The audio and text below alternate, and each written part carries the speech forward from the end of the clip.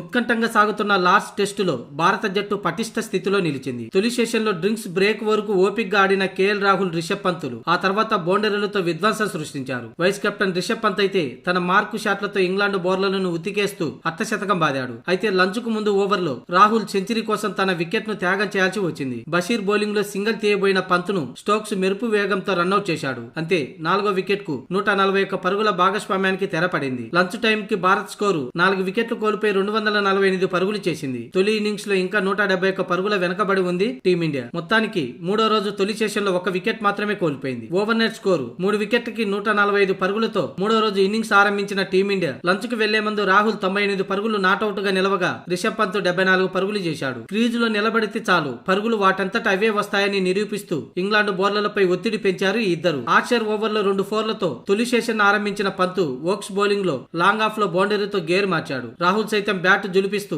కార్షే over లో hat trick 4లతో అదరగొట్టాడు. మరింత దూకుడాడిన Pant England సారథి Stokes bowling లో సిక్సర్ కొట్టి 86 బంతులు అర్ధశతకం పూర్తి చేసుకున్నాడు. అయితే రాహుల్ సెంచరీకి చేరువైనందున లంచ్ కు ముందు చివరి ఓవర్ లో సింగిల్ తీసి స్ట్రైక్ ఇవ్వాలనుకున్నాడు పంత్. కానీ స్టోక్స్ మెరుపు వేగంతో బంతిని వికెట్లకు గురి చూసి కొట్టగా రన్అట్ అయ్యాడు పంత్. అంతే లక్కీగా డేంజరస్ బ్యాటర్ అవుట్ కావడంతో ఇంగ్లాండ్ ఆటగాళ్లు సంబరాలు చేసుకున్నారు. లంచ్ టైం కు భారత్ 4 వికెట్ల నష్టానికి 248 పరుగులు చేసింది.